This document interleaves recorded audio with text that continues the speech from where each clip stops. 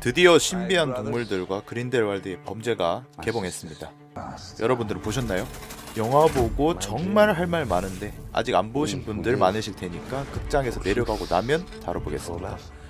제 주변 분들 중에서는 좀 이해가 안 된다고 하는 부분들이 있었는데 그래서 준비해봤습니다. 오늘 알아볼 것은 그린델왈드의 범죄에서 이 정도는 알고 가자 하는 이야기들입니다. 스포는 없고 오히려 도움되실 확률이 높습니다.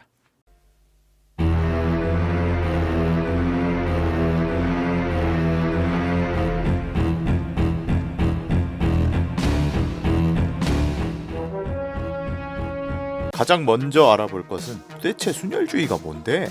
입니다. 해리포터 시리즈를 보신 분들은 알고 계시겠지만 마법사회의 뿔이 깊게 박혀있고 해리포터 세계관의 가장 근본적인 대립구도입니다. 기본적인 뜻은 다른 종족이나 다른 인종의 피가 섞이지 않은 순수혈통, 즉 마법사 부모 사이의 자식을 순수혈통이라고 합니다. 그리고 태생에 따라 다르게 부르기도 하는데 마법사와 먹을 부모에서 태어난 마법사를 먹을 혼혈, 먹을 부모에서 태어난 마법사를 먹을 태생이라고 부릅니다. 해리포터 시리즈에서는 해리는 아버지가 순수혈통, 어머니가 먹을 태생이므로 먹을 혼혈, 헤르미온느는 부모님이 먹을이기 때문에 먹을 태생, 론은 순수혈통입니다. 세계관에서 대부분의 순수혈통들은 상당수가 마법 세계의 명문이고 막대한 부와 권력을 장악하고 있다고 합니다. 특히 신성한 28가문이라고 하여 순수혈통의 목록을 적어둔 것까지 있기도 합니다.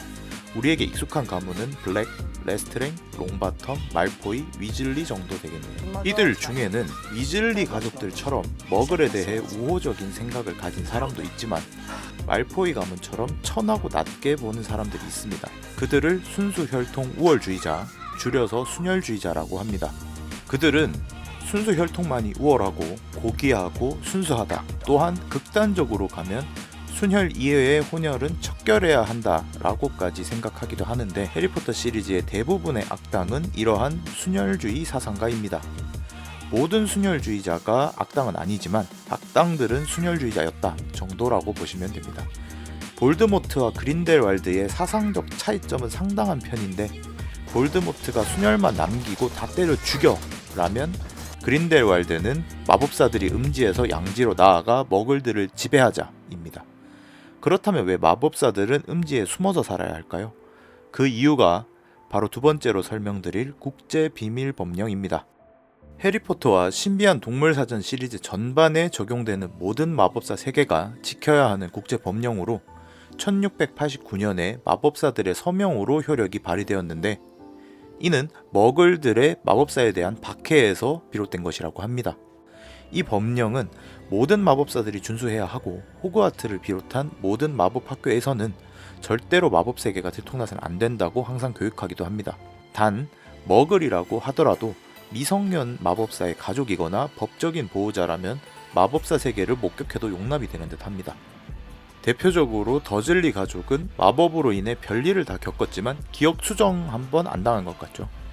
여러 국가 중에서도 특히 미국은 레파포트 법이라는 마법사회와 노마지의 완전 분리 칙령이 존재하는데 미국 내에서는 마법사와 노마지의 결혼은 물론 친구 관계 또한 불법으로 간주하고 있습니다.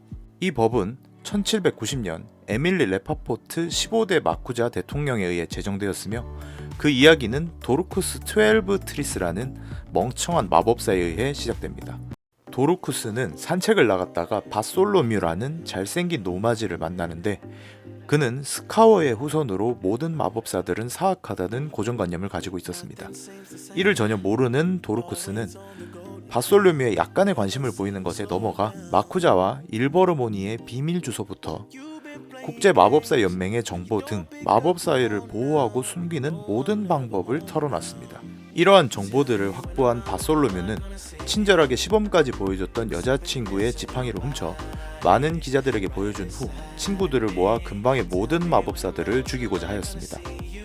그는 의심스러운 건물을 지나던 행인을 마쿠자의 마법사라며 총을 쏘았지만 그들은 운 없는 노마지였습니다. 다행스럽게도 사상자는 없었으며 마쿠자의 개입 없이도 바솔로뮤는 투옥되었습니다. 하지만 도르쿠스의 경솔함에 대한 후폭풍으로 미국 마법사회는 고생을 하게 되는데 바솔로뮤는 전단지를 널리 유포했고 일부 신문사는 이를 진지하게 받아들여 도르쿠스의 마법 지팡이 사진을 인쇄하고 지팡이를 휘두르면 당나귀처럼 발로 찬다라고까지 기사가 나기도 했으며 마쿠자의 건물이 주목을 너무 끌어 마쿠자는 다른 곳으로 옮길 수밖에 없었습니다. 도르쿠스는 마법계의 많은 이들이 종신형이나 사형을 원했으나 1년 만에 수감 생활을 마쳤다고 합니다. 유능하고 신임받던 마법사이자 드레고트 관리인이었던 아버지의 덕일 수도 있습니다. 그녀는 큰 망신을 당하고 앵무새를 벗삼아 은둔 생활을 하다 생을 마감했다고 전해지기도 합니다. 이 유출 사건은 너무 심각해 그 여파가 수년간 지속되었다고 합니다. 이렇게 제정된 법은 1960년대까지 지속됩니다.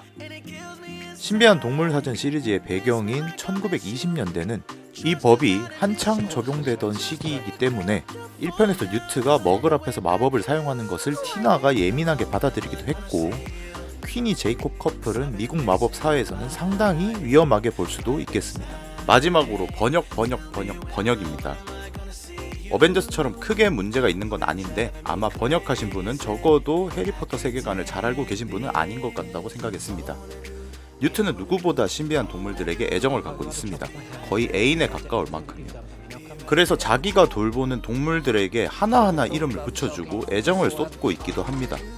아마도 그의 머릿속 대부분은 신비한 동물들 생각으로 꽉 차 있을 겁니다. 여러분은 살라맨더라는 동물을 아시나요? 단어 그대로 번역하면 도롱뇽으로 번역됩니다. 하지만 판타지부를 조금이라도 읽어보거나 접해봤던 사람은 살라맨더라고 하면 불의 도마뱀 정도로 이미지를 떠올리는데, 한국어로 표기했을 때 살라맨더라고 써있는 것과 도롱뇽으로 써있는 것은 읽는 사람에게는 와닿는 이미지가 상당히 차이가 있습니다. 살라맨더를 모르는 사람이라고 하더라도 살라맨더라고 써있으면 아, 살라맨더라는 신비한 동물이 있구나 라고 생각하겠지만, 도롱뇽이라고 써있으면 벌써 강가에 있는 도롱뇽이 떠올라 버리죠. 저만 그렇습니까? 아무튼 저는 이번 영화 보면서 조금 의아했던 부분도 있고 기대했던 만큼 잘 나온 부분들도 있던 것 같습니다.